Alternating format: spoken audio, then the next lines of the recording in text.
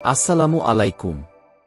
মহান সৃষ্টিকর্তা আল্লাহ রাব্বুল আলামিন পবিত্র কুরআনের একদম শুরুর দিকে অর্থাৎ দ্বিতীয় সূরা সূরাতুল বাকারায় বলেছেন, আর আমি অবশ্যই তোমাদেরকে পরীক্ষা করব কিছুটা ভীতি, ক্ষুধা এবং জানমাল ও ফলফলাদির স্বল্পতার মাধ্যমে, আর তুমি ধৈর্যশীলদের সুসংবাদ দাও। আয়াতটিতে আল্লাহ তাআলা খুব গুরুত্বের সঙ্গে খুব জোর দিয়ে বলেছেন, আমি অবশ্যই তোমাদেরকে পরীক্ষা করব। অর্থাৎ তিনি আমাদের পরীক্ষা করবেনই করবেন। কিন্তু কি দিয়ে পরীক্ষা করবেন? এই লিস্টের 1 নম্বরে রয়েছে ভয়। এখন আপনাদের মনে প্রশ্ন জাগতে পারে, ভয় দেখিয়ে কিভাবে পরীক্ষা করবেন?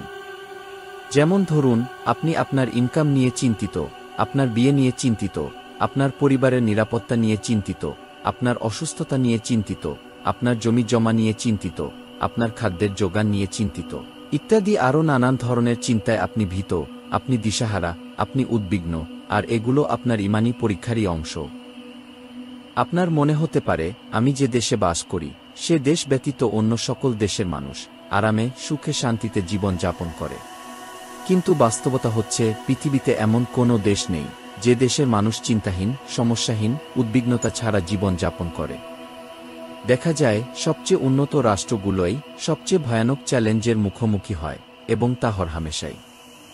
কিন্তু আমাদের এত কিসের ভীতি, কিসের এত উদ্বিগ্নতা আমাদের?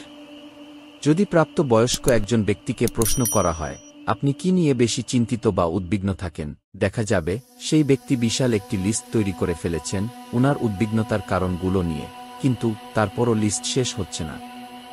ব্যক্তিটিকে যদি আবার প্রশ্ন করা হয়, আপনি কতদিন যাবৎ এই উদ্বিগ্নতা, এই চিন্তা বা ভীতি নিয়ে জীবন যাপন করছেন, আমি নিশ্চিত ব্যক্তিটি বলবেন 20 থেকে 30 বছর হল।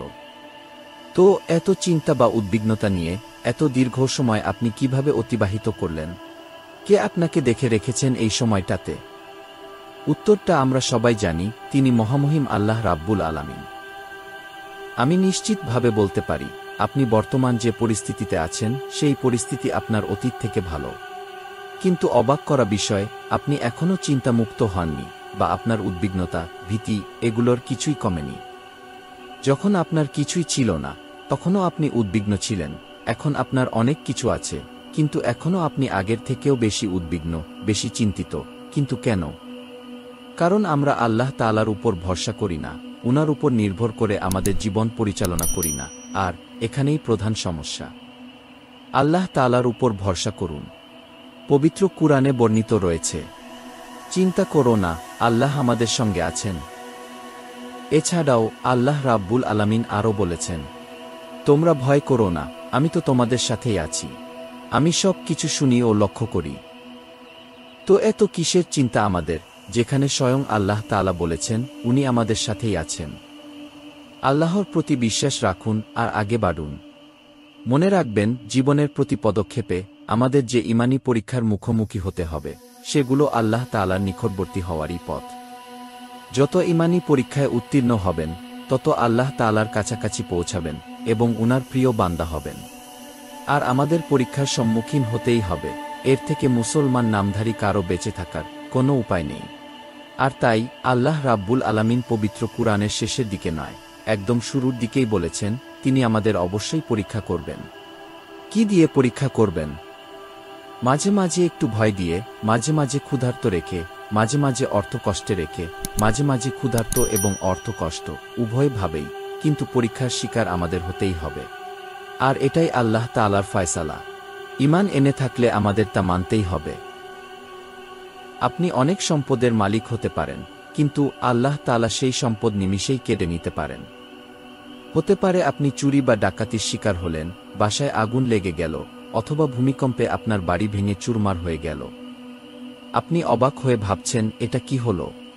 আমার এত কষ্টে অর্জিত সম্পদ নিমিষেই কিভাবে শেষ হয়ে গেল? আপনার এমন ভাবনা সময় নষ্ট ছাড়া আর কিছুই নয়। কেউ যদি আপনাকে বলেও থাকে, আপনি অনেক সম্পদের মালিক, সুন্দর বাড়ি, সুন্দর গাড়ি আছে আপনার, খুব আরামে জীবন যাপন করছেন, আর এগুলোর অর্থ আল্লাহ তাআলা আপনার উপর খুব খুশি, তবে সেই কথা বা ধারণা সম্পূর্ণ ভুল।